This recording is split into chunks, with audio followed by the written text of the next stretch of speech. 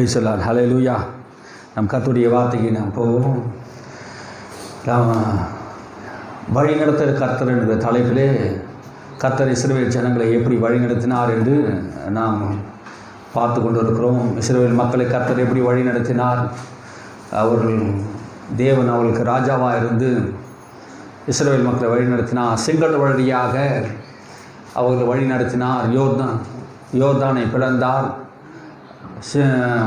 எரிகோ கோட்டையெல்லாம் உடைத்து அவர்கள் இருக்கிற தடைகள் எல்லாவற்றையும் மாற்றி இஸ்ரவேல் ஜனங்களை கர்த்தர் வழிநடத்தினார். அவளுக்கு அவர் ராஜாவாக இருந்தால் எவ்வளோ பிரச்சனைகள் வந்தாலும் அந்த பிரச்சனைகள் எல்லாவற்றிலும் தேவன் அவர்கள் எல்லாவற்றையும் தடைகளை எல்லாம் உடைத்து சத்துரு கோட்டைகள் எல்லா காரியத்தையும் அழித்து வெற்றியை தந்து ஜெயத்தை தந்து வழிநடத்தினார். இஸ்ரவேல் மக்களுக்கு பிரச்சனை வரும்போதெல்லாம் தேவன் ராஜாவாக இருந்து ஒரு ராஜா எப்படி அந்த மக்களுக்கு அந்த ஜனங்களுக்கு எப்படி நன்மை செய்வானோ அந்த அளவுக்கு தேவன் அவளுக்கு அதை காட்டிலும் அதிகமான நன்மைகளை கர்த்தர் செய்தார். இஸ்ரவேல் மக்களுக்கு ஒரு ராஜா, இந்த உலகத்தில் இருக்கிற ராஜா அப்படி ஒரு காரியத்தை செய்ய முடியாது. செங்கடலை பிளக்க முடியுமா ஒரு ராஜாவால் செங்கடலை பிளக்க முடியாது. காரணம் என்ன? அவங்களுடைய வல்லமை கிடையாது. ஆனால் நம்முடைய தேவன் இஸ்ரவேலை வழிநடத்தின வந்த தேவன் செங்கடலை பிளக்கிறார். நம்ம சாதாரணமாக இப்படி படிச்சுட்டு போகிறது இல்லை. செங்கடலை பிளக்கிறார் என்றால் நம்ம யோசித்து பார்க்கணும், அவர் எவ்வளோ பராக்கிரமசாலி, எவ்வளோ வல்லமை உள்ளவர். இப்படியாப்பட்ட தேவனை தான், ராஜாவை தான் இவர் என்ன பண்ணிட்டாங்க, தள்ளிவிட்டாங்க. இவர் எங்களுக்கு ராஜா வேணாம், எங்களுக்கு ஒரு ராஜா வேணும் என்று சொல்லி இஸ்ரவேல் ஜனங்கள் என்ன பண்ணாங்க, விரும்பினார்கள். புறஜாதிகளை ஆளுவது போல எங்களுக்கு ஒரு ராஜா வேணும் என்று சாமுவேல்கிட்ட போய் கேட்குறாங்க. நம்முடைய தேவன் எப்படி வழி நடத்தி வந்தார்? நம்முடைய தேவன் அவங்களை வழி நடத்தி வந்தபோது அந்த வேத வசனம் சொல்லுறது, அவர் வழி நடத்தி வந்ததை நினைப்பாயாக. எதை நினைக்கணுமா? கர்த்தர் இஸ்ரவேல் மக்களை எப்படியெல்லாம் வழி நடத்தி வந்தார் என்று நினைக்கணுமா? யாருன்னா அது மாதிரி செய்ய முடியுமா? 40 வருஷம் வனாந்தரத்திலே அவர் சுற்றி வந்தாங்க. 40 வருஷமும் சாப்பாடு உட்காஞ்சிடத்தில் 40 வருஷமும் 30 லட்சம் பேருக்கு சாப்பாடு எந்த ராஜாவாவது போட முடியுமா? விதைக்காமல், அறுவடை செய்யாமல், எந்த இடத்துலையும் வீடு கட்டாமல், நிலங்கள் இல்லாமல் 40 வருஷம் நம்மளால் சாப்பாடு ஒரு ராஜாவால் போட முடியுமா? நம்ம இருக்கிற இப்போ இருக்கிற அரசாங்கத்தினால ஜனங்களுக்கு ஒரு சாப்பாடு ஒரு 4 நாளைக்கு போட முடியுமா? முடியவே முடியாது. ஆனால் 30 லட்சம் ஜனங்களுக்கு கர்த்தர் என்ன பண்ணார்? அன்றைக்கி 40 வருஷ காலமாக வழி நடத்தினாராம். வானத்தின் மன்னாவை பொழிந்து வானத்திலே தூதருக்கு உண்ணும் உணவை கர்த்தர் என்ன பண்ணாரு? இஸ்ரவேல் மக்களுக்கு கொடுத்தாரா. தேனிட்ட பணியாரம் போல் இருந்ததாம், கொத்தமல்லியை போல் இருந்ததாம், அது சுவை மிகுதியாக இருந்ததாம். இப்படி கர்த்தர் என்ன பண்ணாரு? அவர்களை போஷித்து வழி நடத்தினார். அவர் காப்பாற்றுகிறார். அவளுக்கு ஒரு பிரச்சனை வரும்போது, சத்துரு போராடும் போது கர்த்தர் அவளுக்காக யுத்தம் பண்ணுகிறார், ஜெயத்தை கொடுக்கிறார். அவளுக்கு விரோதமாக எழும்புகிற பார்வோனியும் அவன் சேனைகளையும் செங்கடலில் அழித்து இஸ்ரவேலுக்கு ஜனங்களுக்கு பெரிய ரட்சிப்பை தருகிறார், ஜெயத்தை தருகிறார். இவர் இப்படியாப்பட்ட தேவனை விட்டுவிட்டு, இவரை ராஜாவை விட்டுவிட்டு வேறு ஒரு தெய்வத்தை அவர்கள் பின்பற்ற போனார்கள். வேறு ஒரு ராஜாவை பின்பற்றினார்கள். அஸ்ரோத்தையும் வானராக்கிகளையும் பாகாலியும் அவர் என்ன பண்ணிட்டாங்க? பின்பற்றி போனாங்க, சோரம் போனார்கள். என் ஜனங்கள் சோரம் போனார்கள் என்று வேத வசனம் சொல்லுகிறது. பாருங்க, இவ்வளோ மகிமையாக கர்த்தர் ஒரு ஜனங்கள் வழி நடத்தி வரும்போது அந்த வழி நடத்துறதுல என்ன பண்ணுறாங்க? இந்த ஜனங்கள் புரிந்து கொள்ளவே மாட்டுறாங்க. பாருங்க, புரிந்து கொள்றது கிடையாது. புரியாத ஜனங்கள் இன்னைக்கு அநேக ஜனங்கள் என்ன தெரிஞ்சால் புரிய மாட்டேங்குது. கர்த்தர் எப்படி வழி நடத்துகிறார் என்பதை என்ன பண்ணுறது? புரியறது கிடையாது. இப்படியாப்பட்ட தெய்வத்தை விட்டுட்டு வர முடியுமா? இந்த தெய்வத்தை விட்டுட்டு வர முடியுமா? யோசிச்சு பாருங்க. இந்த ஜனங்கள் இப்படி தான் பண்ணிச்சுங்க. கர்த்தரை ராஜாவாக வேணாம் அப்படின்னு சொல்லி என்ன பண்ணாங்க? தள்ளி விட்டுட்டாங்க. இஸ்ரவேல் மக்கள் அப்படியே வழி நடத்தினார். அல்லேலூயா. 40 வருஷமும் அவங்க எந்த செப்பல் கடையிலும் போய் செப்பலே வாங்கலை. எந்த செப்பல் கடையில் நம்ம ஒரு வருஷத்துக்கு நமக்கு செப்பல் வருமா? வராது. 40 வருஷ காலமும் அவங்களுக்கு எந்த கடையிலும் போய் செப்பல் வாங்கலை. எந்த சூப்பர் மார்க்கெட்டுக்கு போய் அவங்க என்ன பண்ணலை? செப்பல் வாங்கலை. வேத வசனம் சொல்லுது, அவர் கால் எப்படி வளர்ந்ததோ அது செப்பலும் வளர்ந்தது. 6 மாதம் அவர் நடந்துக்கினே இருங்க. டெய்லி நடக்க வேண்டியது தான். அவன் செப்பல் தெரியுமா தெரியாதா? அவன் பாதரட்சம் தெரியுமா தெரியாது? தெரிஞ்சிருக்கும். ஆனால் 40 வருஷமும் தெரியல. எங்கேயும் போய் அவங்க துணி வாங்கலை. 40 வருஷமாக ஒரே துணி போட்டிருப்பாங்களா? யோசிச்சு பாருங்கள். இஸ்ரவேல் எகிப்திலிருந்து வந்தாங்க, வேறு எங்கேயும் ஷாப்பிங் பண்ணலை. எங்கேயும் பருத்தி நெஞ்சோ பருத்தி வயலில் வச்சோ சட்டையோ துணியோ என்ன பண்ணல, கிடையாது. இந்த காலத்தில் மாதிரி அந்த பெரிய விஞ்ஞானம் கிடையாது. அந்த நாட்கள் நீங்கள் யோசிச்சு பாருங்கள், ஒரு சட்டத்தை தைக்கிறது எவ்வளோ நாள் ஆகும்ன்ட்டு. அப்புறம் சிந்தித்து பார்க்கணும், கர்த்தர் நம்ம வழி நடத்த வந்த விதத்தை யோசித்து பார்க்கணும். 40 வருஷம் காலமாக இவங்க வழி நடத்த வராரு, இவங்க கால் வீங்கலையாம். ஒரு நாள் நீங்கள் நடந்தாலே அவங்க கால் வீங்கி போகுது. இன்றைக்கி எல்லாம் அநேகருக்கு ஒரு நாள் பஸ்ஸு ட்ராவல் பண்ணாலே என்ன பண்ண, சில பேர் கால் வீங்கிடுது. 40 வருஷ காலமும் இவங்களை கர்த்தர் வழி நடத்தினாராம். ஒருவனும் அந்த கோத்திரத்திலே 12 கோத்திரத்தில் ஒருவனும் பலவீனப்பட்டவனே இல்லையா. 40 வருஷ காலமாக அவங்க வியாதியே படலை. யார் ராஜாவாக இருக்கும்போது? கர்த்தர் ராஜாவாக இருக்கும்போது 40 வருஷமும் யாரும் என்ன பண்ணல, பலவீனமே அடையல, யாரும் வியாதியும் படலையா. எந்த டாக்டர்கிட்டையும் போல பாருங்க, அவங்க எந்த செலவும் இல்லை பாருங்க. கர்த்தர் ராஜாவாக இருந்தா இந்த செலவில் நம்மளுக்கு இருக்காது. அல்லேலூயா. இப்படி தான் ஆண்டவர் அந்த இஸ்ரவேல் மக்களை என்ன பண்ணார், வழி நடத்தி வந்தார். இந்த தெய்வத்தை தான் விட்டுட்டு என்ன பண்ணாங்க, சாமுவேல்கிட்ட போயிட்டு எங்களுக்கு ராஜா வேணும் என்று கேட்டாங்க.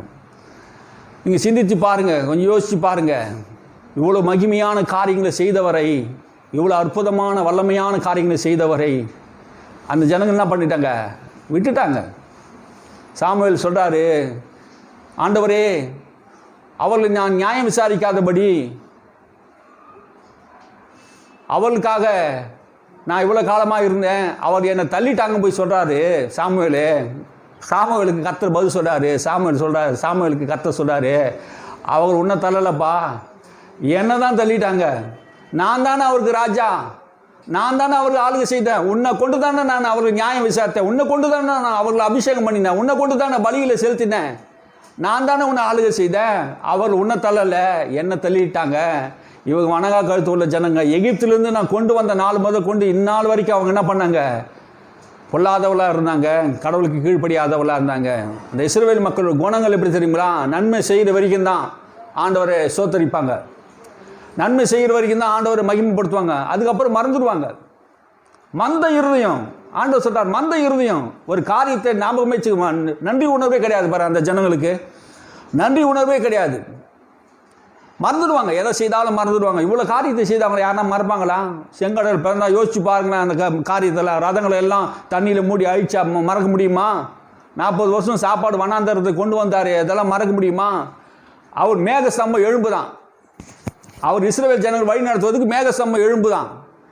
பகலிலே மேகஸ்தம்பமும் இரவில் அக்கினி ஸ்தம்பமும். அந்த நாட்களில் குளிராக இருக்கும், மேலே மேகஸ்தம்பம் ஹீட்டர் மாதிரி ஒன்று போட்டுருவார் பல்து. அவர்களுக்கு போகும்போது பகலில் வெயில் அவர் அணுகாதபடிக்கு மேகஸ்தம்பத்தை எழும்பு பண்ணுறாரு. அவர் எப்படி குளிர்ச்சியாக நடத்தினார், வழி நடத்தினார். இப்படி மகிமையான காரியத்தை அவர் பார்த்தும் கூட இந்த ஜனங்கள் ஒரு சிந்தித்து பார்க்கணும். கர்த்தர் நம்மை வழி நடத்தி வந்து ராஜாவாக இருந்து வழி நடத்தி வந்தாரே, இவ்வளோ காரியத்தை செய்தாரே என்பதை நம்ம நினைத்து பார்க்கணும். ஆனால் அந்த இஸ்ரவேல் மக்கள் உணர்வு இல்லாத ஜனங்கள், மந்த இருதயம் உள்ளவர்கள், தேவனுடைய மகிமையை அற்பமாக எண்ணினவர்கள். 10 முறை அவர்கள் தேவனை பரிசு பார்த்தார்கள், கர்த்தருக்கு விரோதமான காரியங்களை செய்தார்கள், முறுமுறுத்தார்கள். இப்படி தான் ஆண்டவர் வழி நடத்தி வந்தார் அந்த ஜனங்களே. ஆனால் அந்த ஜனங்கள் கர்த்தரை என்ன பண்ணாங்க, விட்டுட்டாங்க. ஆனால் வேறொரு ராஜா எங்களுக்கு வேணும் என்று சொன்னால் கேட்டபோது கூட சாமுவேல் சொல்கிறாரு, உங்களை ஒரு ராஜா ஆள செய்ய வந்தான், அந்த ராஜா எப்படி உங்களை ஆளுகை செய்வான் என்பதை சாமுவேல் சொல்கிறாரு. ஒரு விஷயத்தை சொல்கிறார், ஒரு ராஜா வந்தா, ஒரு தேசத்துக்கு ஒரு ராஜா வந்தா, அவன் உங்களை எப்படி நடத்துவான் தெரியுமா? உங்களை அவனுடைய படைக்கு, அவனுடைய இராணுவத்துக்கு ரத ஓட்டிகளாகவும் குதிரை வீரர்களாகவும், அவன் நிலத்தை உழுவதற்கு உழவனாகவும், அவன் நிலத்திலே அறுவடை செய்வதற்கு அறுவடைக்காரனாகவும், அவன் தோட்டத்தில் வேலை செய்வதற்கு தோட்டக்காரனாகவும் எல்லாவற்றையும் என்ன பண்ணுவான். அப்படியாப்பட்ட ராஜா, உலகத்தில் இருக்கிற ராஜா வரும்போது அவன் உங்களை என்ன பண்ணுவான், அடிமையாக ஆளுவான் என்பதை கர்த்தர் சாமுவேல் மூலமாக அந்த ஜனங்களுக்கு சொல்கிறாரு. இதெல்லாம் கர்த்தர் என்ன பண்ணுறாரு, அந்த ஜனங்களுக்கு சொல்கிறாரு. எங்களுக்கு ராஜா வேணும், ராஜா வேணும் கேட்குறீங்களே, அந்த ராஜா வரும்போது, இந்த உலகத்தில் புறஜாதியாக இருக்கிறான் அந்த ராஜா வரும்போது அவன் எப்படி செய்வான்? உங்களுக்கு ஒரு ராஜா வந்து அவன் என்ன செய்வான்னா, உங்களுக்கு உண்டான தோட்டத்தில் இருக்கிற முதல் பலனெல்லாம் அவனுக்கு நீங்கள் கொடுக்க வேண்டியிருக்கும். 10ல் 1 தசமாக நீங்கள் அவங்களுக்கு கொடுக்க வேண்டியிருக்கும், காணிக்கை கொடுக்க வேண்டியிருக்கும், வரி கட்ட வேண்டியது இருக்கும். உங்கள் பிள்ளையெல்லாம் அவனுக்கு ராஜாவுக்கு வேலை செய்ய வேண்டியதாக இருக்கும், அரண்மனையிலே அடிமைகளாக போக வேண்டியிருக்கும், போர் சேவகர்களாக நிற்க வேண்டியிருக்கும், அவனுக்கு காவல் காக்கிறவர் நிற்க வேண்டியிருக்கும், அவனுடைய மாளிகையை கட்ட வேண்டியவர்களாக நிற்க வேண்டியிருக்கும். இப்படிலாம் உங்களை அவன் வழி நடத்துவான். இப்படியாப்பட்ட ராஜா உங்களுக்கு வேண்டுமா என்று சாமுவேல் இஸ்ரவேல் ஜனங்களை பார்த்து கேட்குறான். ஆனால் இஸ்ரவேல் ஜனங்கள் சாமுவேல் சொல்கிறத ஒன்றும் கேட்கல பாருங்க. சாமுவேல் சொல்கிறது காதுலயே வாங்கல. அவ கேட்க மனம் இல்லாமதுனாலே மறுபடியும் என்ன சொல்றாங்க, எங்களுக்கு ராஜா வேணும். தான் பிடிச்சதுல 3 கால், என் முயலுக்கு 3 கால் சொல்ற மாதிரியே அந்த ஜனங்கள் பிடிச்சதுல 3 கால் அப்படியே இருக்கிறாங்க. இப்படி இருக்கக்கூடாது. பிடிவாதமுள்ள ஜனங்கள் ஒரு காரியத்தை கேட்டால் பிடிவாதமாக கேட்குறாங்க. ஆண்டவர் அவளுக்கு கேட்டதெல்லாம் கொடுத்தாரு. கேட்டதெல்லாம் இஸ்ரவேல் மக்களுக்கு ஆண்டவர் கொடுத்தார். வனாந்தரத்தில் அவங்க கேட்டாங்க, கேட்டதெல்லாம் கொடுத்தார். காடை வேணும், இறைச்சி வேணும், கேட்டதெல்லாம் கொடுத்தாரு. இப்பயும் அவங்க என்ன பண்ணாங்க, காடையை கேட்குறாங்க, வெள்ளரிக்காய், கும்படி பூண்டு, வெங்காயம், இப்படிப்பட்டவர்களே கேட்குறாங்க. எல்லாத்தையும் ஆண்டவர் என்ன பண்ணுறாரு, அந்த ஜனங்களுக்கு தராரு. பெரிய காரியங்கள்லாம் கர்த்தர் செய்கிறார். ஆனால் அந்த ஜனங்கள் எங்களுக்கு ராஜா தான் வேணும், கர்த்தர் எங்களுக்கு வேண்டாம், இப்படி மகிமையான காரியத்தை செய்து வந்த கர்த்தர் எனக்கு வேணாம், எங்களுக்கு ராஜா வேணும்னு கேட்டபோது கர்த்தர் சாமுவேல்கிட்ட சொல்கிறாரு, இந்த ஜனங்களுக்கு புரிய வைக்க முடியாதுப்பா, நான் உங்களுக்கு சொல்கிறேன், இவர் உன்னை தள்ளலை, என்ன தான் தள்ளிட்டாங்க, நீ போய் என்ன பண்ணு, இவர் சொல்லும்படி நீ என்ன பண்ணு செய், இவளுக்கு ஒரு ராஜாவை ஏற்படுத்து என்று கர்த்தர் சொன்னதை சாமுவேல் செய்தார். யாரை ராஜாவாக தெரிந்து கொண்டார்? சவுலை ராஜாவாக தெரிந்து கொண்டு அவனை அபிஷேகம் பண்ணினார். இதை தான் நம்ம இப்போ என்ன பண்ண போகிறோம், வாசிக்க போகிறோம். அதுக்கு முன்னாடி ஒரு சம்பவத்தை நான் சொல்கிறேன். சாமுவேல் உடைய ஒரே ஒரு தவறு, ஒரு ஊழிக்காரன் தான், ஆனால் சாமுவேலுக்கு ஒரு தவறு இருந்தது. அவன் பெற்ற எடுத்த 2 பிள்ளைகளும் அபிகாயில், யோவேல் என்கிற 2 பிள்ளைகள் இருந்தாங்க. ஆனால் சாமுவேல் முதிர் வயதாயிடுச்சு. முதிர் வயதான உடனே அந்த தேசத்தை ஆளுகை செய்வதற்கு, நியாயம் விசாரிப்பதற்கு சாமுவேலுக்கு அடுத்தது அவங்க பிள்ளைங்க தான் வரணும். சாமுவேல் செய்த தப்பு என்ன தெரியுமா, தன் பிள்ளைகள் என்ன பண்ணா, ஒழுக்கமாக வளர்க்கலை. அவங்க என்ன பண்ணாங்க, பரிதானம் வாங்கினார்கள், லஞ்சம் வாங்கினாங்க. ஜனங்களுக்கு நியாயம் விசாரிக்கிறதுக்கு லஞ்சம் வாங்கினாங்க. பொருளாசினாலே நியாயத்தை புரட்டினார்கள், அநியாயம் செய்தார்கள், நியாயம் செய்யவில்லை. சாமுவேலை போல உத்தமமாய் அந்த பிள்ளைகள் வாழவில்லை. சாமுவேல் ஒரு ஊழியக்காரன், கர்த்தரால் அழைக்கப்பட்டவன், சிறு வயது முதல் தேவ சமூகத்தில் வளர்ந்த ஒரு தேவ மனுஷன். கர்த்தர் சாமுவேலோடு கூட பேசுகிறார். சின்ன வயசுலேயே என் தாய் அண்ணால் ஜெபிக்கிறார், நீர் எனக்கு ஒரு குழந்தை கொடுப்பீன்னா அதை நான் நமக்கு என்ன பண்ணுவேன், ஒப்பு கொடுப்பேன். சாமுவேல் அப்படி பிரார்த்தனை பண்ணி பொருத்தனை பண்ணி பெற்றெடுத்த பிள்ளை தான் இந்த சாமுவேல். அவன் ஒரு பெரிய தீர்க்கதரிசியாக வளர்ந்தான். ஆனால் கர்த்தருக்கு முன்பாக பெரியவனாக வாழ்ந்தான். அவன் சாமுவேலுடைய வார்த்தை ஒன்றும் தரையில் விழுந்ததில்லை. சாமுவேலுடைய வார்த்தை அவர் சத்தியமாக இருந்தது. அந்த ஜனங்களை நியாயம் விசாரித்தார். ஒரு நல்ல மனுஷனாக இருந்தார். ஆனால் தன் குடும்பத்தில் இருந்த யோவேலியும் அபியாயிலும் என்ன பண்ணிட்டாரு, விட்டுட்டாரு. தன் பிள்ளைகளை சத்தியத்திலே அவர் நடத்தலை, நீதியின்படி அவர் நடத்தலை. அந்த பிள்ளை என்ன பண்ணிச்சு, பொருளாசை, இந்த உலகத்தில் இருக்கிற பொருளாசையினாலே நிறைந்தவர்களாக அந்த ஜனங்களை ஆளுகை செய்த போது அந்த மூப்பர்லாம் சொல்றாங்க சாமுவேல்கிட்ட, உம்மை போல உத்தமமாய் உம்முடைய பிள்ளைகள் செய்யவில்லை, ஆகையினால் நீ நிறைவேதாயிடுச்சு, உனக்கு வயசாகி போச்சு, இதுக்கப்புறம் எங்களை உம்முடைய பிள்ளைகிட்ட எங்களை விட்டுட்டு போறீங்களே, இவங்க பொல்லாதவனா இருக்கிறானுங்களே, லஞ்சமாகறானுங்களே, நியாயத்தை புரட்டுகிறானுங்களே, நீதி கிடையாது, இவங்க அநியாயக்காரர்களாக இருக்கானுங்களே, அக்கிரமம் செய்கிறானுங்களே, லஞ்சம் வாங்கிட்டு நீதியை புரட்டி பேசுகிறாங்களே, எங்களுக்கு நியாயம் செய்கிறதுக்கு ஆட்கள் இல்லை, எங்களுக்கு ராஜா வேணும் என்று அந்த இஸ்ரவேல் ஜனங்கள் கேட்குறாங்க. இதுக்காக தான் அந்த ஜனங்கள் கேட்குறாங்க. வேத வசனம் சொல்லுகிறது, தன் சொந்த குடும்பத்தை நடத்த தெரியாதவன் சபையை எப்படி நடத்துவான்.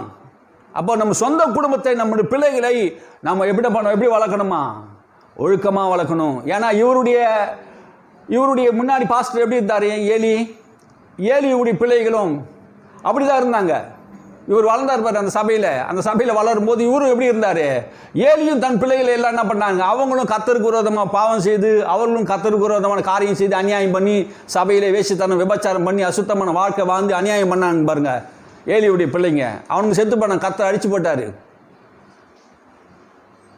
ஏலியும் அதே தவறு தான் செய்தாரு, சாமுவேலும் அதே தவறு தான் செய்கிறாரு. ஒரு ஊழியக்காரன் எப்படி இருக்கணும், எப்படி இருக்கக்கூடாது என்று வேதம் சொல்கிறது. எவ்வளவுதான் நல்லா இருந்தாலும் வேத வசனம் யார் தப்பு செய்தாலும் அந்த தவறு என்ன பண்ணுது, சுட்டி காட்டுது. அது ஏலியா இருந்தாலும் சரி, சாமுவேலா இருந்தாலும் சரி, தன் பிள்ளைகளை நன்றாக வளர்க்க வேண்டும் வேத வசனம் சொல்லுகிறது. அதனால தான் நாங்கள் உங்களுக்கு புத்தி சொல்லுகிறோம். உன் பிள்ளைகளுக்கு என்ன பண்ண முடியுமா, நாங்கள் உங்களுக்கு புத்தி சொல்கிறோம், நீங்கள் ஜெபம் பண்ணுங்க, பைபிள் படிங்க, சத்தியத்தை புரிந்து கொள்ளுங்க என்று நான் எதுக்கு சொல்கிறோம்? நல்ல வழியிலே நடத்த வேண்டுமா? ஒருத்தர் வீட்டுக்கு வந்துட்டா, பெரியவங்க வீட்டுக்கு வந்துட்டா அவங்க என்ன பண்ணணும்? ரட்சிக்கப்பட்டவங்க வரும்போது அவங்கள என்ன பண்ணணும்? ஸ்தோத்திரம் பண்ணி அன்போடு என்ன பண்ணணும்? வாங்க அங்கிள், வாங்க ஆண்டி, வாங்க அக்கா அப்படின்னு நம்ம என்ன பண்ணணும்? அன்போடு நம்ம கூப்பிடணும், அவங்கள வர வைக்கணும், தண்ணியை கொடுக்கணும். இதெல்லாம் நாங்கள் செய்யணும். இதெல்லாம் செய்யணும். ஒழுக்கம், அதுதான் ஒழுக்கம். வந்த உடனே அவங்க காஃபி வேணுமா, டீ வேணுமான்னு என்ன பண்ணணும்? வீட்டில் இருக்கவங்க கேட்கணும், விசாரிக்கணும். இதுதான் கிறிஸ்துவின் அன்பு. இப்படிலாம் நம்ம கேட்கும்போது தான் அந்த அந்த குடும்பம் வந்து நல்லா வளரும். அதுதான் ஞானத்தில் கட்டப்பட்ட குடும்பமாக இருக்கும். நீங்கள் அப்படி செய்யணும். எல்லாரும் அப்படி செய்யணும்னு நான் என்ன பண்ணுறேன்? விரும்புகிறேன். பெரியவங்க வரும்போது அவங்கள நம்ம என்ன பண்ணணும்? கனம் பண்ணணும், வரவேற்கணும். அந்நியர் வரும்போதும் அவங்கள நம்ம வரவேற்கணும். இப்படி எல்லாம் நம்ம செய்யும்போது நம்மளுடைய பிள்ளைகள் எப்படி வளர்வாங்களா? நன்றாக வளர்வார்கள். வேத வசனத்தின்படி நம்ம வாழ நம்ம கற்றுக்கொள்ள வேண்டும். சமுதாயத்திலே தன் பிள்ளைகளை எப்படி வளர்க்க வேண்டும்? பெரியவருக்கு நம்ம கனத்தை கொடுக்கணும். மரியாதை இல்லாமல் சில பேர் பேசுவாங்க பெரியவங்க கிட்ட கூட. சின்ன பிள்ளைங்களாம் நீங்கள் என்ன பண்ணக்கூடாது? மரியாதை இல்லாத பேசக்கூடாது. மரியாதையோடு, மரியாதை உள்ள வார்த்தையோடு பேசணும். அவங்க இவங்க பெரியவங்களே என்ன பண்ணணும்? மரியாதை உள்ள வார்த்தைகளோடு நம்ம பேசி பழகணும். அது பிள்ளைகளே நடத்த வேண்டிய வழிகளை. ஏன்னா சபையை நம்ம நடத்தணும்னா அது பிள்ளைகள் எப்படி இருக்கணுமா? ஒழுக்கமாக இருக்கணும். நீங்கள் வேதத்தை வாசிக்கணும், நீங்கள் ஜெபிக்கணும், நீங்கள் கர்த்தருக்கு உண்மையாக இருக்கணும். நீங்கள் அப்படி செய்கிறீங்களா? காலையில் எழுந்து ஜெபிக்கிறீங்களா? நீங்கள் மணிக்கணக்கில் ஜெபிக்க தேவையில்ல. ஒரு 1/4 மணி நேரம், ஒரு 10 நிமிஷம், ஒரு பாட்டு, ஒரு ஜபம், ஒரு வசனம் அப்படி நீங்கள் எடுத்து ஆரம்பத்தில் கொஞ்சம் நேரம் நீங்கள் அப்படி பண்ணி பாருங்கள். சாமுவேல் சிறு பிள்ளையாக இருக்கும்போதே கர்த்தர் சமூகத்தில் வளர்ந்தான். அது மாதிரி நம்ம சின்ன வயசில் என்ன பண்ணணும்? குடும்பமாக கர்த்தர் சமூகத்திலே வளர வேண்டும். அப்போ இஸ்ரவேல் ஜனங்கள் என்ன பண்ணாங்க? கர்த்தரை ராஜாவாக தள்ளிவிட்டார்கள். இப்போ என்ன பண்ணுறாரு? சாமுவேல் சொல்கிறாரு, நான் என்ன செய்யணும்னு கர்த்தர்கிட்ட கேட்குறாரு. நீங்கள் அவர் சொன்னபடியே செய்யுங்கள் என்று கர்த்தர் சொல்கிறார். இஸ்ரவேல் ஜனங்களுக்கு ஒரு ராஜாவை என்ன பண்ணுறாரு? ஏற்படுத்துகிறார். அதை தான் 12ஆம் அதிகாரத்தை, சாமுவேல் 12ஆம் அதிகாரத்தை எடுத்துக்கொள்ளுங்க. எல்லாரும் சாமுவேல் 1 சாமுவேல் 12ஆம் அதிகாரத்தை எடுத்துக்கொள்ளுங்க. அந்த விஷயங்களை நம்ம வாசிப்போம்.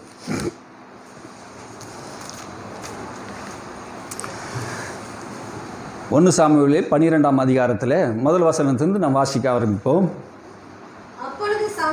அப்போது சாமுவேல் இஸ்ரவேல் அனைவரையும் நோக்கி, இதோ நீங்கள் எனக்கு சொன்னபடியெல்லாம் உங்கள் சொற்கேட்டு உங்களுக்கு ஒரு ராஜாவை ஏற்படுத்தினேன். சாமுவேல் சொல்றா, இஸ்ரவேல் ஜனங்கள் எல்லாரையும் கூப்பிட்டு சவுலை ராஜாவாக அபிஷேகம் பண்ணி ராஜாவை முன்னிறுத்தி, இப்போது இஸ்ரவேல் ஜனங்கள் எல்லாம், மூப்பர்கள் எல்லாம் 12 கோத்திரத்தாரும் வந்து நிற்கிறார்கள். சிறியோர் முதல் பெரியோர் கொண்டு எல்லாம் வந்து நிற்கிறார்கள். சாமுவேல் வந்து நிற்கிறார். ராஜாவும், அபிஷேகம் பண்ணப்பட்ட ராஜாவும் சவுலும் இருக்கிறார். இப்போது சாமுவேல் வாயை திறந்து பேசுகிறார். நீங்கள் கர்த்தரை ராஜா என்று வேண்டாம் என்று தள்ளிவிட்டு எங்களுக்கு ஒரு ராஜா வேண்டும் என்று சொன்னீர்களே, உங்கள் சொல்படியே, சொல்றதை கேட்டுங்க, உங்கள் சொல்படியே நான் என்ன பண்ணேன்? உங்களுக்கு ஒரு ராஜாவை ஏற்படுத்தினேன் என்று சொல்லிட்டு அப்ப சொல்றார். 2ஆம் வசனத்தை வாசிங்க.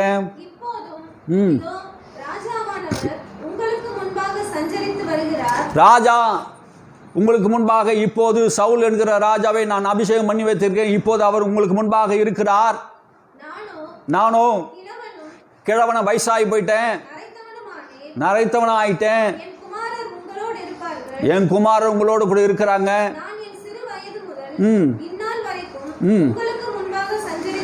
இந்த நாள் வரைக்கும், என் சின்ன வயசுல இருந்து இது வரைக்கும் நான் என்ன பண்றேன்? உங்களுக்கு முன்பாக நான் நிற்கிறேன்.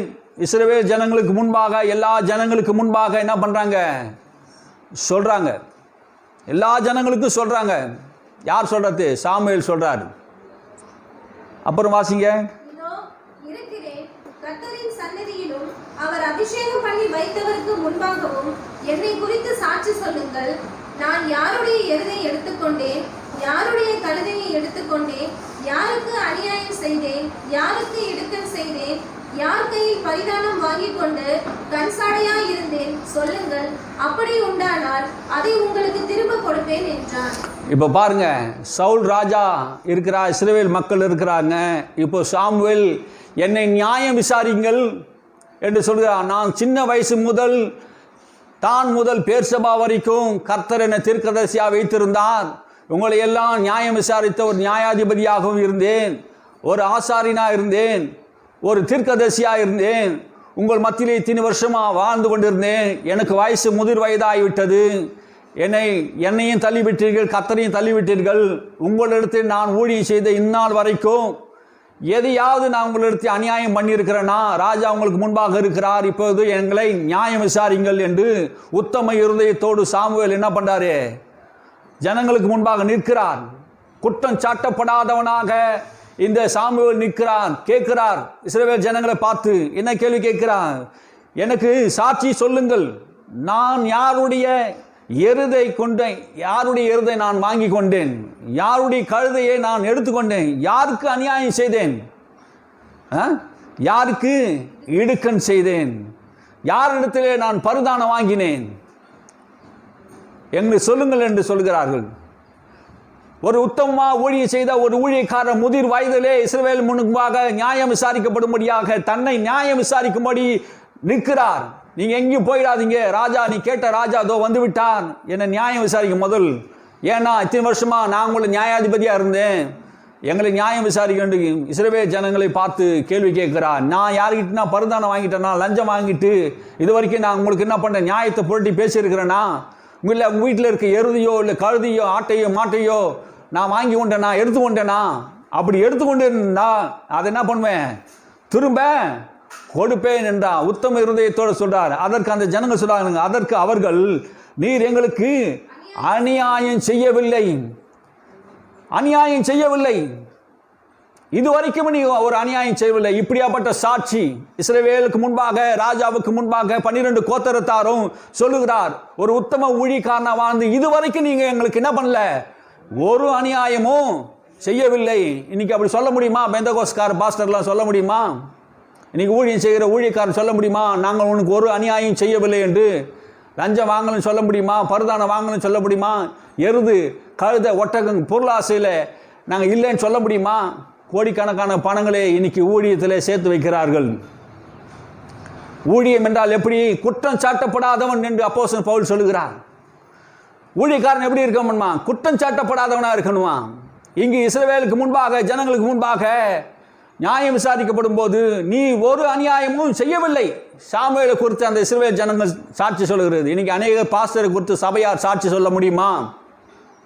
யாருக்கிட்டையாவது நான் லஞ்சம் வாங்கலை, யாருக்கிட்டையும் நான் காணிக்க வாங்கலை, யாருக்கிட்டையும் நான் என்ன பண்ணல, எடுத்துக்கொள்ள, அநியாயமாக நான் புடுங்கலை அப்படின்னு சொல்ல முடியுமா? மாதம் மாதம் ஒரு காணிக்கை, பெரிய காணிக்கை அமௌண்ட்டை பிடுங்குறாங்க. சபையை கட்டுவதற்கு அவ்வளோ லட்சம் கொடு, இவ்வளோ லட்சம் கொடு, ஒரு சதுரத்துக்கு 2500 கொடு, கொடுக்க முடியலனாலும் பரவாயில்ல, வாக்கு பண்ணுங்க, கர்த்தர் உங்களை ஆசீர்வதிப்பார், சபை கட்டினா உங்களை ஆசீர்வதிப்பார், கொடுங்க. கொள்ளையடிக்கிற கூட்டமாக இருக்குது. உத்தமம் இருக்குதா ஊழியத்தில்? சபை விசுவாசி சொல்லுவாங்களா, எங்கள் பாஸ்டர் சரியான பாஸ்டர் தான், உண்மையான பாஸ்டர் தான், நீங்கள் சொல்ல முடியுமா? வருஷத்தில் 2 தடவை காணிக்க வாங்குவாங்க, இது வரைக்கும் கட்டவே மாட்டாங்க, சபையை கட்டவே மாட்டாங்க. கோடிக்கணக்கான பணங்களை ஃபாரினில் சேர்த்து வைப்பாங்க, ரைடு தான் விடுவாங்க. இப்போ விட்டாங்க பார் ரைடு, அது மாதிரி தான் ரைடு தான் விடுவாங்க. ஒருத்தருடைய பணத்துக்கும் நம்ம என்ன பண்ணக்கூடாது, ஆசைப்படக்கூடாது. உத்தம இருதயத்தோடு ஊழியம் செய்யணும். சொல்கிறார் பாரு, ஒருவனுக்கு நான் என்ன பண்ணேன், இடுக்கண் செய்யவில்லை, ஒருவனையும் நான் வருத்தப்படுத்தலை, கஷ்டப்படுத்தலை.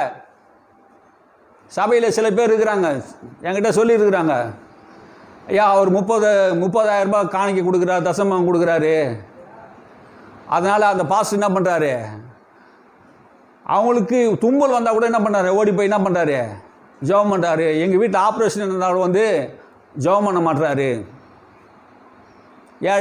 ஏழையில் ஒரு மாதிரியும் பணக்காரனை ஒரு மாதிரியும் நடத்துறது. தேவனுடைய சபையில் அப்படி நடத்தக்கூடாது. எல்லாரையும் ஒரே மாதிரி நேசிக்கணும். இடுக்கண் செய்யலை, ஒருத்தரையும் வருத்தப்படுத்தலை, ஒருத்தங்கிட்ட லஞ்சம் வாங்கலை, பரிதானம் வாங்கலை, அநியாயம் செய்யலை. அப்படி உத்தம இருதயத்தோடு விசாரிக்கப்படும் போது சொல்கிறாங்க, அதுக்கு அந்த ஜனங்கள் சொல்கிறாங்க, இப்படியாப்பட்ட சாட்சி தான் சாமுவேலுடைய சாட்சி. அதனால்தான் சாமுவேல் தான் முதல் பேர்சபா வரையும் ஊழியம் செய்தார், பெரிய ராஜ்யத்தை, சாம்ராஜ்யத்தை கட்டி ஆண்டாரு. ஆனால் சாமுவேலுடைய வார்த்தை ஒன்றும் தரையில் விழலையாம். கர்த்தர் சொன்னது எல்லாவற்றையும், சாமுவேல் இஸ்ரவேல் ஜனங்களுக்கு சொன்னதை எல்லாவற்றையும் நிறைவேற்றினார். ஒரு ஊழியக்காரன் உத்தம இருதயத்தோடு உண்மையோடு ஊழியம் செய்யும் போது அவனுடைய வார்த்தையை கர்த்தர் சொல்லாம அவனே சொல்லியிருந்தாலும் அந்த வார்த்தையை கூட கர்த்தர் என்ன பண்றாரு? கனப்படுத்துகிறார். ஒரு ஊழியக்காரனுடைய வார்த்தையை கனப்படுத்துகிறார் என்றால், கர்த்தர் சொன்ன மாதிரி சாமுவேல் தேவ சமூகத்தில் வளர்ந்த மனுஷன், இரவும் பகலும் கர்த்தருடைய சமூகத்திலே காத்திருந்த தேவ மனுஷன், உண்மை உத்தமமா கர்த்தருக்கு ஊழியம் செய்தார். அப்படியாப்பட்ட உண்மை உத்தமும் இந்த ஊழியத்தில் தேவன் எதிர்பார்க்கிறார். உண்மை உள்ளவன் என்று எண்ணிதான் அந்த ஊழியத்துக்கு உன்னை நான் ஏற்படுத்தினேன் என்று பவுல் சொல்லுகிறார். உண்மை வேண்டும். ஊழியத்தில், சமுதாயத்தில் உண்மை வேண்டும். உன் தாளந்தோ, படிப்போ, உன் அந்தஸ்தோ, உன் அறிவோ, உன் பட்டமோ, படிப்போ தேவனுக்கு முன்பாக ஒன்றுமில்லை, குப்பை என்று சொல்லுகிறார் பவுல். எல்லாம் என்னுடைய படிப்பு, என்னுடைய தாளந்து, என்னுடைய ஞானம் எல்லாம் குப்பை. கமாலேயன் பாதத்தில் படித்தனாலும், நான் எபிரேயனா இருந்தாலும் சரி, என்னுடைய தாளந்து எல்லாம் குப்பையா இருக்கிறது. என்னை கிறிஸ்து என்னை அழைக்கும் போது என்னை உண்மை உள்ளவன் என்று எண்ணி அழைத்தார். உண்மை உள்ளவனா இருக்க வேண்டும் ஊழியத்தில். இன்னைக்கு அநேகர் உண்மை இல்லை, சத்தியத்தில் உண்மை இல்லை, தங்க வாங்குற பைசாவில் உண்மை இல்லை, காணிக்கையில் உண்மை இல்லை, தசமாகத்தில் உண்மை இல்லை, கணக்கு வழக்கில் உண்மை இல்லை, நீதியில் உண்மை இல்லை, விசுவாசிகளிடத்தில் உண்மை இல்லை, சத்தியத்தை பேசுகிறதுக்கு ஆட்கள் இல்லை, வாய் நிறைய பேசுகிறார்கள், வசனத்தை தான். ஆனா சத்தியம் அவர் உள்ளத்தில் இல்லை, சத்தியம் அவர் ஆளுகை செய்கிறது இல்லை. என் வசனத்தை தாராளமாக பேசுறாங்க, ஆனா அவர் வசனத்தின்படி நடக்கிறது இல்லை. கர்த்தருடைய வசனத்தின்படி நடக்கிறவனே அவர் கண்ணோக்கி பார்க்கிறாராம். அவர் வசனத்தை நடுநடுகிறவனை கர்த்தர் கண்ணோக்கி பார்க்கிறார். இன்னைக்கு அநேகருடைய வாழ்க்கையிலே தேவன் நீதியை எதிர்பார்க்கிறார். உண்மையுள்ளவனா இருக்க வேண்டும் என்று தேவன் எதிர்பார்க்கிறார். நம்மையும் கூட உண்மை உள்ளவன் என்று நம்பி நம்ம அழைத்திருக்கிறார். நாம் கிறிஸ்துவுக்கு ஊழியம் செய்ய முடியாக நம்ம ராஜாக்களாக, ஆசாரியர்களாக கர்த்தர் நம்ம அழைத்திருக்கிறார். நீ புறப்பட்டு போய் சொல்லுவாயா இயேசுவை பற்றி? உண்மை உள்ளவன் என்று எண்ணி இப்போ உங்களை எல்லாம் ராஜாக்களாக, ஆசாரிகளை அழைத்திருக்கிறார். உண்மை உள்ளவர்கள் என்ன பண்ணுவாங்க? புறப்பட்டு போய் நம்ம சுவிசேஷத்தை சொல்லணும். இன்னைக்கு நம்ம சொல்லணும். சொல்கிறோமா? வாரத்தில் ஒரு முறையாவது ஒரு ஆளுக்காவது நம்ம என்ன பண்ணணும்? சுவிசேஷத்தை சொல்லணும். சரியான ஆட்களுக்கு நம்ம சொல்லணும், சுவிசேஷத்தை சொல்லணும். அநேகர் நம்ம கொண்டு வரணும். எனக்கு இடுக்கன் செய்யவில்லை, ஒரு கையிலும் ஒன்றும் வாங்கவும் இல்லை. ஒருத்தர் கையிலையும் நான் என்ன பண்ணல? ஒன்றையும் வாங்கவில்லை. அப்போஸ்தலன் பவுல் சொல்லுகிறார், உங்களை ஒருத்தனையும் நான் வருத்தப்படுத்தலை. உங்களை அல்ல, உங்கள் பணத்தை அல்ல, நான் உங்களையே நான் என்ன பண்ணுறேன்? வாஞ்சிக்கிறேன் என்று சொல்லுகிறார். ஒருத்தர் கையில் கூட நான் ஒன்றும் வாங்கவில்லை. இன்னைக்கு அப்படி சொல்ல முடியுமா? ஒருத்தர் கையிலையும் ஒன்றும் வாங்க முடியலன்னு பவுல் சொல்லுகிறார். கிறிஸ்துவிடத்திலே வாங்குவதல்ல, கொடுக்கிறதை கற்றுக்கொண்டோம் என்று. நாங்கள் ஒருத்தனையும் வருத்தப்படுத்தல. எங்கள் ஊழியத்திலே நாங்கள் செய்யும் போது நாங்கள் அநேக தரம் பாடுகள் பட்டோம். எங்களுக்கும் பர்னபாவுக்கு மாத்திரமா வேலை செய்ய அதிகாரம்? சுவிசேஷத்தை அறிவிக்கிற எங்களுக்கு சுவிசேஷத்தில் பிழைப்புண்டு அல்லவா? ஊழியம் செய்கிற எங்களுக்கு ஊழியத்தில் பிழைப்புண்டு அல்லவா? அந்த அதிகாரம் எங்களுக்கு இருந்தும் நாங்கள் ஏன் செய்யவில்லை என்றால், நாங்கள் உங்களுக்கு முன்மாதிரியாக இருக்கும்படியாக நாங்கள் உங்களுக்கு சத்தியத்தை நாங்கள் சொல்லுகிறோம். நாங்களே உங்களுக்கு நிருபமாக இருக்கிறோம். நாங்கள் உங்களுக்கு சாட்சியாக இருக்கிறோம். நாங்கள் ஊழியம் செய்கிறோம். நாங்கள் ஒருவனையும் வருத்தப்படுத்தலை. என் கையினாலே நான் வேலை செய்தேன், கூடாரங்களை போட்டேன். ஊழியத்தை செய்கிற ஊழியக்காரன் சொல்லுகிறார், என் கையினாலே நான் கூடாரத்தை செய்தேன், ஊழியத்தை செய்தேன். அதில் வந்த வருமானத்தை எனக்காகவும் என்னோட கூட இருந்தவர்களுக்காகவும் நான் என்ன பண்ணேன்? செலவழித்தேன். ஒருத்தங்கிட்டையும் நான் ஒன்றும் வாங்கவில்லை. பிலிப்பேர் மாத்திரம் 2 தரம் எங்களுக்கு கொடுத்து உதவினார்கள். அவள் கணக்கு பெருகும்படியாக கர்த்தரை நான் சோத்தரிக்கிறேன். என் தேவன் தம்முடைய மகிமையின் ஐஸ்வரியத்தினாலே அவருடைய குறைவுகளை நிறைவாக்குவார் என்று நான் நம்புகிறேன், விசுவாசிக்கிறேன் என்று சொல்லுகிறார். கர்த்தருக்காக ஊழியம் செய்தவர்கள் எப்படி வேலை செய்தார்கள்? கொடுத்து ஊழியத்தை செய்தார்கள், வேலை செய்து ஊழியத்தை செய்தார்கள். ஒருத்தங்கிட்டையும் ஒன்றும் வாங்கவில்லை. இன்னைக்கு வாங்குவது தான் ஊழியமாக இருக்கிறது, பெரிய ஊழியமாக இருக்கிறது. எப்படி செய்கிறாங்க தெரியுமா? அப்படிலாம் செய்யக்கூடாது. ஜபம் பண்ணுறதுக்கு பங்காளர் திட்டத்தை சேர்ந்துங்க. வாழ்நாள் முழுவதும் உங்களுக்காக நாங்கள் ஜபம் பண்ணுவோம். ஏசுநாதர் எங்கனாவது வாழ்நாள் முழுவதும் உங்களுக்காக நான் ஜபம் பண்ணுறேன், மாதம் மாதம் எனக்கு பணம் கொடுங்களேன்னு சொல்லி நான் சொல்லியிருக்கிறேன் எங்கேயாவது? இன்றைக்கி இருக்கிற ஊழியெல்லாம் அப்படி தான். எப்படி ஜனங்கள்கிட்ட மாதம் மாதம் பணத்தை பிடுங்கணும், எப்படி ஜனங்கள்கிட்ட வாங்கணும், சுரண்டணும், இது அறியாமல் உள்ள ஜனங்க பாருங்கள். ஜபம் பண்ணுறதுக்காக காசை கொடுத்து ஜபம் பண்ணுங்க. நீங்கள் இயேசுநாதர்கிட்ட நீங்கள் ஜெபம் பண்ணால் கர்த்தர் உங்களுக்கு ஆசீர்வதிக்க போகிறாரு, உங்களுக்கு சுகத்தோடு வச்சுக்க போகிறார். நீங்கள் தேவனோட கூட நல்ல தொடர்பு இருக்க போகிறீங்க. நான் உங்களுக்காக ஜெபம் பண்ணுறேன், நீங்கள் எங்களுக்கு காணிக்க அனுப்புங்க. இதுவா ஊழியம்? இப்படியா செய்யணும்?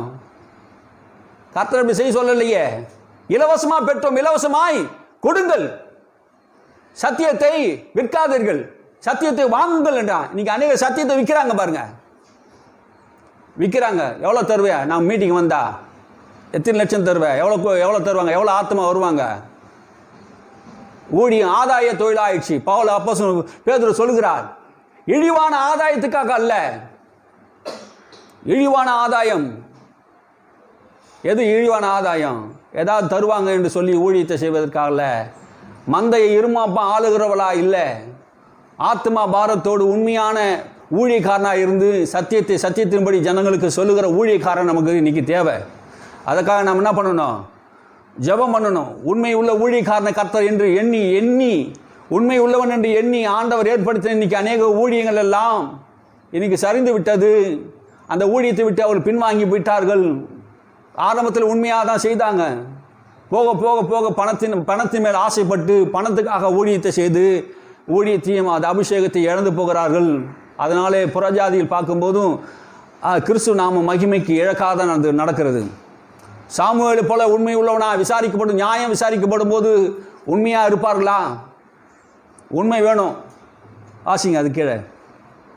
அதற்கு அவன், நீங்கள் என் கையில் ஒன்றும் கண்டுபிடிக்கவில்லை என்பதற்கு கர்த்தர் உங்களுக்கு எதிராக சாட்சியாக கர்த்தர் உங்களுக்கு எதிராக சாட்சியாக இருக்கிறார். நான் உங்கள் கையில் ஒன்றையும் நான் வாங்கலை, ஒன்றையும் நான் என்ன பண்ணல, வாங்கலை. அதுக்கு யார் சாட்சி? கர்த்தர் சாட்சி, நீங்களும் சாட்சி, இப்போது அபிஷேகம் பண்ணப்பட்ட ராஜாவும் சாட்சியா இருக்கிறார் என்று சொல்லி சாமுவேல் என்ன பண்றாரு? தன்னை நியாயம் விசாரிக்கும்படி எல்லாருக்கும் முன்பாக நிற்கிறார். உத்தமத்தை என்ன பண்றார்? ஊழியத்திலே வெளிப்படுத்தி காட்டுகிறார். சாமுவேல் உண்மையாக கர்த்தருக்கு ஊழியத்தை செய்தார் என்பதை இங்கே வெளிப்படுத்துகிறது. நாம் எதை இதிலிருந்து கற்றுக்கொள்கிறோம் என்றால், நம்ம அழைத்த தேவன் உண்மை உள்ளவராக இருக்கிறார். நம் சமுதாயத்திலும் சரி மற்றவர் மத்தியிலும் சரி நம்ம உண்மை உள்ளவர்களாக வாழும்படியாக பணத்துக்காக ஆசைப்படக்கூடாது. உண்மையாக வாழணும், உண்மையாக இருக்கணும், எல்லா விஷயத்திலும் உண்மையாக இருக்கணும். நேர்மையாக இருக்கும்போது, உண்மையை பேசும்போது அநேக நம்ம பகைப்பார்கள். என் வாழ்க்கையில் நான் நிறைய பார்த்துருக்கிறேன். உண்மையை பேசும்போது, சத்தியத்தை பேசும்போது அநேக நம்ம பகைக்குவாங்க.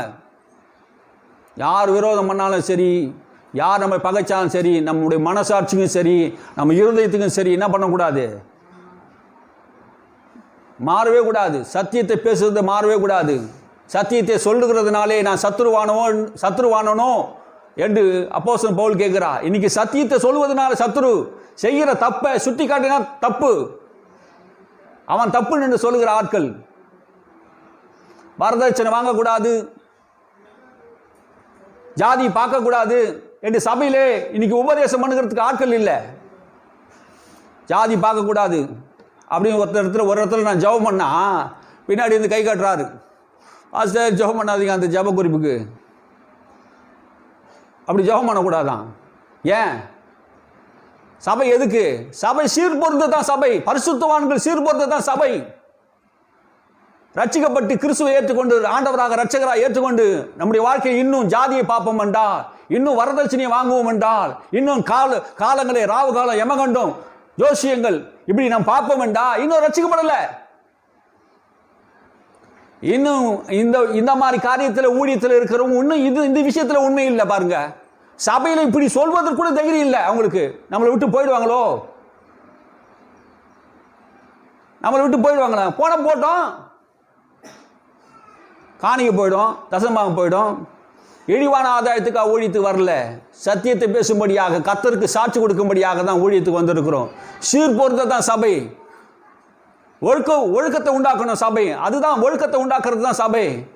சீர்திருத்தணும், சபையை சீர்திருத்தணும். மார்ட்டின் கால்வின் இப்படியாப்பட்டவர்கள் அந்த காலத்தில் ஊழியத்தை செய்தார்கள். அவள் பெரிய உபத்திரம் வந்தது. சபையை சீர்திருத்தவாதிகள் அவங்களாம் அன்னைக்கு பல பாடுகள் பட்டாங்க சபையை சீர்திருத்த. இன்னைக்கு நம்ம என்ன பண்ணோம்? அதே நிலைக்கு நம்ம வந்துட்டோம். இன்னைக்கு தள்ளப்பட்டு இருக்கிறோம். இன்னைக்கு ஜாதி பார்க்கறது, மதம் பார்க்கறது, நாட்கள் பார்க்கறது, கிழமைகளை பார்க்கறது, அமாவாசை ராவுகாலம் யமகண்டம் இதெல்லாம் கேட்டு சபையில் இருக்கிறாங்கன்னா, நாட்களி காலங்களி பார்க்குறவன் எப்படி இருக்கான்? கர்த்தருக்கு அருவருப்பானா இருக்கிறான். இதை சத்தியத்தை சொல்வதற்கு அநேகருக்கு என்ன பண்ணுறது இல்லை, பயம். உண்மை உள்ள ஊழியக்காரன் ஆண்டவர் எதிர்பார்க்கிறார். இன்னைக்கு உண்மை இல்லை. வாசிங்க. அப்புறம் சாமுவேல் ஜனங்களை நோக்கி, மோசேயையும் ஆரோனையும் ஏற்படுத்தினவரும் உங்கள் பிதாக்களை எகிப்து தேசத்திலிருந்து புறப்பட பண்ணினவரும் கர்த்தரே. இப்போ சொல்கிறாரு சாமுவேல், இப்போ சொல்கிறாரு கர்த்தருக்கு முன்பாக நின்று, இப்போது என்ன நீங்கள் நியாயம் விசாரிச்சிட்டீங்க, இப்போது நான் உங்களை நியாயம் விசாரிக்கும்படி கர்த்தர் நிமித்தம் நான் உங்களிடத்தில் நான் பேசுகிறேன். என் நியாயத்தை நான் உங்களுக்கு முன்னாடி விசாரித்தேன். கர்த்தர் எனக்கு ராஜாவாக இருந்து உங்களை வழி நடத்தினார், இது வரைக்கும் உங்களை வழி நடத்தினார். இப்போது நான் கர்த்தர் சார்பாக நின்று பேசுகிறேன். சாமுவேலையும் மோசையும் ஆரோனையும் உங்களுக்கு அனுப்பி எகிப்து தேசத்தின் விடுதலையாக்கி இந்நாள் மட்டும் நடத்தி வந்தார். புறப்பட்டு பண்ணினேன். உங்கள் பிதாக்களின் தேவன் யாருன்னா நான் தான், அது கர்த்தர். வாசிங்க. இப்போதும் கர்த்தர் உங்களுக்கும் உங்கள் பிதாக்களுக்கும் செய்து வந்த எல்லா நீதியான கிரியைகளை குறித்தும் நான் கர்த்தருடைய சந்நிதியில் உங்களோட நியாயம் பேசும்படிக்கு நீங்கள் நில்லுங்கள். கர்த்தருடைய சந்நிதியிலே நியாயம் பேசும்படி இப்போது நீங்கள் என்ன பண்ணுங்க, நில்லுங்கள். இது வரைக்கும் நான் நின்று உங்களுக்கு முன்பாக நியாயம் விசாரிக்க, இப்போது ஆரோன் மூலமாக மோசே மூலமாக உங்கள் பிதாக்களை வழிநடத்தி வந்த கர்த்தர் முன்பாக நியாயம் விசாரிக்கும்படி நீங்கள் எல்லாம் நில்லுங்க. உங்களோட கர்த்தர் பேசும்படி விரும்புகிறார். இப்போ பேசுகிறாரு பாருங்க, வாசிங்க. யாக்கோபு எகிப்திலே போயிருக்கும் போது உங்கள் பிதாக்கள் கர்த்தரை நோக்கி முறையிட்டார்கள். அப்பொழுது கர்த்தர் மோசேயையும் ஆரோனையும் அனுப்பினார். அவர்கள் உங்கள் பிதாக்கள் எகிப்திலிருந்து அழைத்து வந்து அவர்களை இந்த ஸ்தலத்திலே குடியிருக்க பண்ணினார்கள். பாருங்க இந்த விஷயத்தை என்ன சொல்றாரு. யாக்கோபு எகிப்திலே இருந்தபோது அவங்க பிதாக்கள் எல்லாம் அங்கே போய் இருந்தபோது அங்கேருந்து கர்த்தர் என்ன பண்ணா, மோசே மூலமாக ஆரோன் மூலமாக கட்டளையிட்டு அந்த ஜனங்களுடைய பெருமூச்சை கேட்டு கர்த்தர் என்ன பண்ணா, விடுதலை செய்கிறார். அந்த ஸ்தானத்திலே இருந்து கொண்டு வந்து இப்போது நீங்கள் இருக்கிற குடியிருக்கிற இந்த இடத்துல கொண்டு வந்து யார் நடத்தினாரா, கர்த்தர் தான் நடத்தி வந்தார். யார் நடத்தி வந்தது? கர்த்தர் நடத்தி வந்தார். வாசிங்க. அவர்கள் தங்கள் தேவனாகிய கர்த்தரை மறந்து போகிற போது, எப்போ மறக்கிறாங்க? அந்த ஸ்தானத்தில் கொண்டு வந்த போது கர்த்தர் என்ன பண்ணுறாங்க, இந்த ஜனங்கள் எல்லாம் மறந்து போகிறாங்க. எனக்கு ராஜா வேண்டாம், இஸ்ரவேலின் தேவனாகிய கர்த்தர் எங்களுக்கு ராஜா வேண்டாம், எங்களுக்கு வேறு ஒரு ராஜா வேண்டும் என்று சொன்னாங்க பாரு. அப்பயே அவங்க என்ன பண்ணாங்க, மறந்து போயிட்டு சேனாதிபதியாகிய சிசெராவின் கையிலும் பெலிஸ்தரின் கையிலும் மோவாபிய ராஜாவின் கையிலும் விற்று போட்டார். இவர்கள் அவர்களுக்கு விரோதமாக யுத்தம் பண்ணினார்கள். பாருங்க, இவர்கள் வந்து கர்த்தரை மறந்த போது மற்ற புறஜாதியான ராஜாக்கள் எல்லாம் இவர்களை மேல் போரிட்டு இவர்களை அடிமையாக்கி கொண்டு போய் விட்டாங்க. அப்போ 10ஆம் வசனத்தை வாசிங்க. அப்போது அவர் சிறைப்பட்டு போக போது அப்போது அவர் கர்த்தரை நோக்கி முறையிட்டார்கள். நாங்கள் அப்ப சொல்றாங்க, நாங்கள் கர்த்தரை விட்டு பாகால்களையும் ஆஸ்ரோத்தையும் சேபத்தினாலே பாவம் செய்தோம். ரட்சியும் இனி உம்மை நாங்கள் சேவிப்போம் என்று நீங்க சொன்னீங்களே. நீங்க உங்கள் பிதாக்கள் எல்லாம் சொன்னீங்களே, நீங்க இப்ப கர்த்தரை சேவிக்கிறீங்களா? கர்த்தரே ராஜா வென்று நீங்க ஆளுகை செய்ய வேண்டிய அந்த தெய்வத்தை நீங்க தள்ளிவிட்டீர்களே. நாங்கள் கர்த்தரை சேவிப்போம் என்று சொன்னீங்களே, அடிமையா இருந்தீங்களே. அடிமைத்தனத்திலிருந்து விடுதலையாக்கி மறுபடியும் நீங்க பாவம் செய்து அசுரத்தையும் விக்கிரக ஆராதனை செய்து கர்த்தருக்கு எரிச்சல் முட்டினீங்களே. மறுபடியும் நீங்க அடிமையா போனீங்களே. புறஜாதி ராஜா உங்களை அடிமையா கொண்டு போனானே. அப்போது நீங்க கர்த்தரை நோக்கி விண்ணப்பம் பண்ணின போது கர்த்தர் உங்கள் ஜபத்தை கேட்டு மறுபடியும் நாங்கள் பாவம் செய்தோம் என்று நீங்க ஜபம் பண்ணின போது அப்போ யார் அனுப்புறாரு? மோசேயை அனுப்புகிறார். வாசிங்க. யோர்பாக வாசிங்க. எப்தாவையும் சாமுவேலையும் அனுப்பி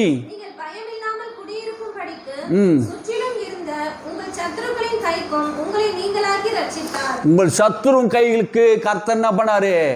நீங்களாக்கி ரட்சித்து கொண்டு வந்தார். இப்போ நீங்க என்ன பண்ணிட்டீங்க? கர்த்தர் உங்களை ரட்சித்து கொண்டு வந்த அந்த கர்த்தரை நீங்க மறந்து அம்னோன் புத்திரி ராஜாவாகிய வாசிங்க. உங்களுக்கு விரோதமாய் வருகிறதை நீங்கள் கண்டபோது உங்கள் தேவனாகிய கர்த்தரே உங்களுக்கு ராஜாவாய் இருந்தும் நீங்கள் என்னை நோக்கி அப்படியல்ல, ஒரு ராஜா எங்கள் மேல் ஆள வேண்டும் என்றீர்கள். எங்களுக்கு ஒரு ராஜா வேண்டும், இதுவரைக்கும் ராஜா இல்லை, ஆனா இப்போ எங்களுக்கு ராஜா வேண்டும் என்று சொல்லிக் கொண்டே இருக்கிறீங்களே. அது நீங்க செய்தது கர்த்தரை நீங்க தள்ளினது. கர்த்தருடைய பார்வைக்கு பொல்லாப்பா இருக்கிறது, என் பார்வைக்கும் பொல்லாப்பா இருக்குது. நான் கர்த்தருடைய ஊழியக்காரன், கர்த்தர் சொல்லுகிறத நான் உங்களுக்கு சொல்றேன்னு சொல்லி பேசுகிறார். பாருங்க, அந்த கீழே உள்ள வசனங்களை வாசிங்க. இப்போதும் நீங்கள் வேண்டும் என்று திரும்பி தெரிந்து கொண்ட ராஜா இதோ இருக்கிறார். இதோ நீங்கள் விரும்பி வேண்டிக் கொண்ட ராஜா இதோ இருக்கிறார். எங்க இருக்கிறாரு? இப்போ இருக்கிறார். ராஜாவுக்கு முன்னாடி இவ்வளவு தைரியமாய் ஒரு பேசக்கூடிய அளவுக்கு சாமுவேல் இருக்கிறார். பாருங்க, வாசிங்க. இதோ கர்த்தர் உங்களுக்கு ஒரு ராஜாவை ஏற்படுத்தினார், நீங்கள் கர்த்தருடைய வாக்குக்கு விரோதமாய் கலகம் பண்ணாமல். இப்ப சொல்றாரு, நீங்க கர்த்தருடைய வாக்குக்கு விரோதமா கலகம் பண்ணாமல் கர்த்தருக்கு பயந்து அவரை சேவித்து அவருடைய சத்தத்துக்கு கீழ்ப்படிந்தால் நீங்களும் உங்களை ஆளுகிற ராஜாவும் பின்பற்றுகளாக இருப்பீர்கள். அவருக்கு நீங்க பயந்து அவருக்கு கீழ்ப்படிந்து நீங்க நடந்து அவர் சத்தத்துக்கு கேட்டு நடந்தா நீங்க அவருக்கு கீழ்ப்படிகளாக இருப்பீர்கள். அதுக்கு அடுத்து வாசிங்க. நீங்கள் கர்த்தருடைய சத்தத்துக்கு கீழ்ப்படியாமல் கர்த்தருடைய வாக்குக்கு விரோதமாக கலகம் பண்ணினீர்களானால் கர்த்தருடைய கை உங்கள் பிதாக்களுக்கு விரோதமாக இருந்தது போல உங்களுக்கு விரோதமாக இருக்கும். உங்கள் பிதாக்கள் என்ன பண்ணாங்க? கர்த்தருக்கு விரோதமாக கலகம் பண்ணி கர்த்தரை விட்டு அசுரோத்தையும் வானசேனைகளையும் பாகாலையும் சேவித்தபடினாலே கர்த்தர் அவள் கைவிட்டார். மறுபடியும் அவர் அடிமையாக போனாங்க. நீங்கள் மறுபடியும் கர்த்தருக்கு கலகம் பண்ணி எரிச்சல் மூட்டி நீங்கள் பண்ணீங்கன்னா நீங்களும் உங்கள் ராஜாவும் மறுபடியும் என்ன பண்ணுவீங்க? அப்படியே ஆவீங்க என்று சொல்லிட்டு அதுக்கப்புறம் கர்த்தர் சொல்றார். வாசிங்க.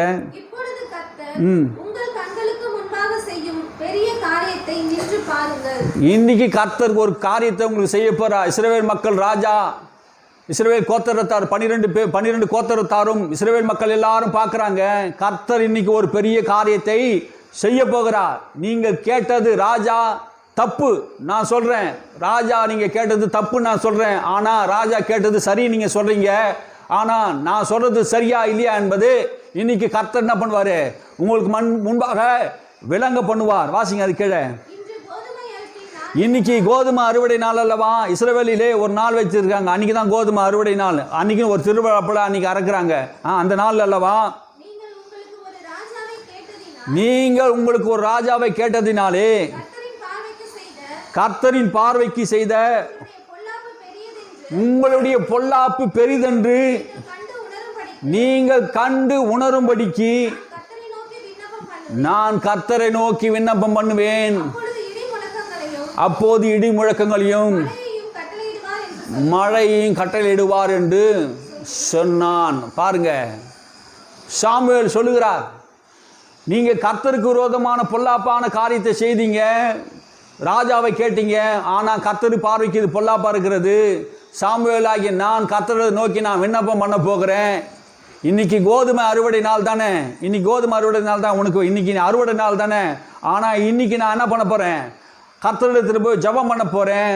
வானத்திலே மழையையும் இடியும் மின்னல்களையும் கர்த்தர் உண்டாக்குவார். அப்போது நீங்க என்ன பண்ணுவீங்க? உணர்வடைவீர்கள்.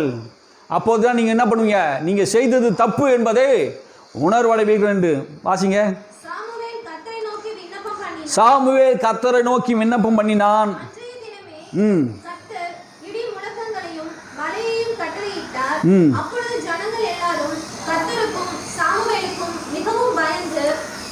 பாருங்க, கர்த்தரை நோக்கி சாமுவேல் விண்ணப்பம் பண்ணுகிறார்.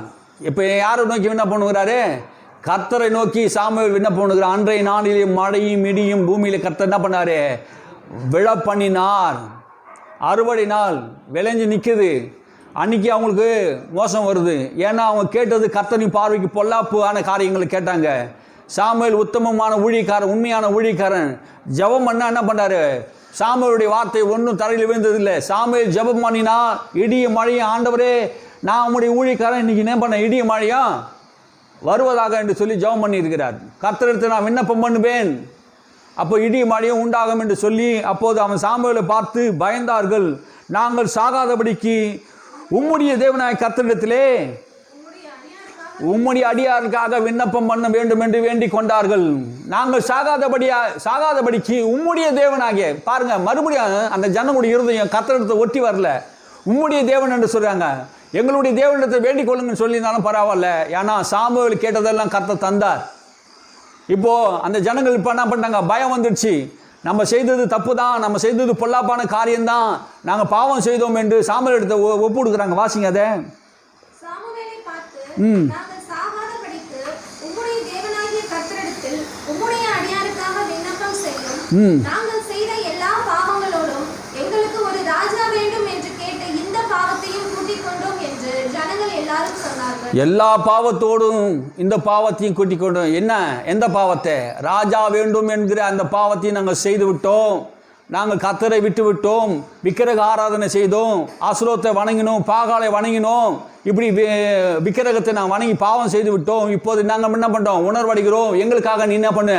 கர்த்தரிடத்திலே விண்ணப்பம் பண்ணுங்கள் என்று சொன்னபோது அப்போது சாமுவேல் ஜனங்களை நோக்கி, பயப்படாதீங்க, நீங்கள் பொல்லாப்பை செய்தீர்கள், ஆகினும் கர்த்தரை விட்டு பின்வாங்காமலும் கர்த்தரை உங்கள் முழு இதயத்தோடும் சேவிங்கள். இப்போ சொல்றாரு, பயப்படாதீங்க. சாமுவேல் சொல்ற அவர் ஊழியக்காரன் வார்த்தை எப்படி இருக்கிறது? தவறு செய்தவர்களையும் குற்றம் செய்தவர்களையும் பாவம் செய்தவர்களையும் அவர் மனம் திரும்பும் போது பயந்து இருக்கும்போது கர்த்தருடைய அன்பை பேசுகிறார். நீங்க பயப்படாதீங்க, கர்த்தர் ஜபத்தை கேட்பார், நம்முடைய பாவங்களை மன்னிக்கிற கர்த்தர் நமக்கு இருக்கிறார். பாருங்க, வாசிங்க. அப்போ விலகி போகாதிருங்கள், மற்றபடி புரோஜனமற்றது ரட்சிக்கப்படாததுமாய் இருக்கிற வீணானவைகளை பின்பற்றுவீர்கள். அவைகளை விட்டுடுங்க. நீங்க என்ன பண்ணுங்க? அதை விட்டுடுங்க. இப்ப நான் உங்களுக்கு சொல்றேன், உங்களுக்காக வாசிங்க. இப்போ 22 வாசிங்க.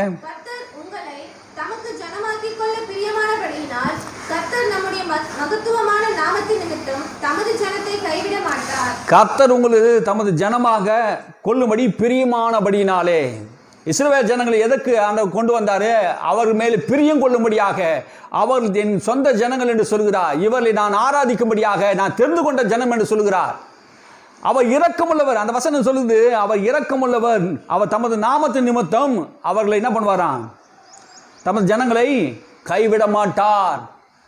இவ்வளோ காரியங்களை செய்த, பொல்லாப்பு செய்த இந்த ஜனங்களை பார்த்து அந்த சாமுவேல் சொல்கிறார், கர்த்தர் தமது ஜனங்கள் மேல் பிரியமாய் இருக்கிறார், பிரியம் கொண்டு இருக்கிறார்.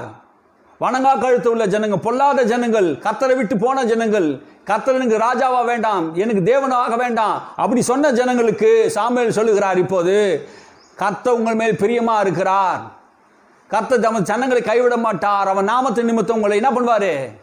கைவிடவே மாட்டார். ஏன்னா அவர் நீடிய பொறுமை உள்ள தேவன். அவர் நாமம் நீடிய பொறுமை உள்ளவர், சாந்தமும் இரக்கமுள்ள தேவன், 1000 தலைமுறை மட்டும் இரக்கம் செய்கிற தேவன், நீதியை செய்கிற தேவன். வாசிங்க, முடிச்சிடுவோம். இப்ப சாமுவேல் சொல்றார், நான் உங்களுக்கு விண்ணப்பம் செய்யாது இருப்பேனாகில் நான் கர்த்தருக்கு விரோதமாக பாவம் செய்தவனா இருப்பேன். அந்த விஷயம், நான் உங்களுக்காக விண்ணப்பம் பண்ணாது இருப்பது எங்களுக்கு தூரமாக இருப்பதாக. இப்ப நான் உங்களுக்கு என்ன பண்ண போறேன்? நன்மையான செவையான வழியை நான் உங்களுக்கு போதிப்பேன். நான் கர்த்தரிடத்திலே விண்ணப்பம் பண்ண போகிறேன், உங்கள் பாவங்கள் மன்னிக்கும்படி, உங்கள் அக்கிரமம் மன்னிக்கும்படி. நீங்க செய்தது தவறு என்பதை நீங்க உணர்வு அடைந்தால், கர்த்தரை நீங்க சேவித்தால், கர்த்தர் முழு இருதயத்தோடு நீங்க நம்பி வந்தா உங்களுக்காக நான் விண்ணப்பம் பண்ணுவேன். கர்த்தர் உங்களை மன்னிப்பார். நாங்கள் உங்களுக்கு நன்மையான செவையான வழியில நான் போதிப்பேன். சாமுவேல் சொல்றார், நன்மையான செவையான வழிகளை போதிப்பேன். நீங்கள் எப்படி கர்த்தருக்கு பயந்து உங்கள் முழு இருதயத்தோடு உண்மையாய் அவரை சேவிக்க கடவீர்கள். அவர் உங்களுக்கு எவ்வளவான மகிமையான காரியங்களை செய்தார் என்பதை சிந்தித்து பாருங்கள். எவ்வளவு மகிமையான காரியங்களை செய்தார் என்பதை நீங்க என்ன பண்ணுங்க? சிந்தித்து பாருங்கள். இஸ்ரவேல் ஜனங்களை வழிநடத்தி வந்த விதங்களை நீங்க என்ன பண்ணுங்க? சிந்தித்து பாருங்கள். நீங்க இன்னும் பொல்லாப்பை செய்வீர்கள்னா நீங்களும் உங்க ராஜாவும் நாசம் அடைவீர்கள். சாமுவேல் இஸ்ரவேல் ஜனங்களுக்கு எல்லாவற்றையும் செய்து முடிச்சிட்டார். சொல்றாரு, நான் உங்களுக்கு என்ன பண்றேன்? செம்மையான நன்மையான வழியில நான் உங்களுக்கு போதிக்கிறேன். கர்த்தரை சேவிங்க, அவரை பின்பற்றுங்க, முழு இருதயத்தோடு சேவிங்க, அவர் விட்டு விடாதீங்க. அவர் உங்கள் மேல் பிரியமா இருக்கிறாரு, அவர் இரக்கமுள்ள தேவன், அவர் அன்புள்ள தேவன். நான் ஜெபம் பண்ணேன், உங்களுக்காக நான் ஜெபம் பண்ணாத போனா அது எனக்கு பாவமா இருக்கும். நான் ஒரு ஊழியக்காரன், உங்களுக்காக ஜெபம் பண்ணுவதற்காக கர்த்தர் என்னை வைத்திருக்கிறார். நான் ஜெபம் பண்ணும்போது கர்த்தர் உங்கள் பாவங்களை மன்னிப்பார். ஆனா நீங்க ஒன்று செய்யுங்க, கர்த்தரை விட்டு மட்டும் நீங்க என்ன பண்ணக்கூடாது?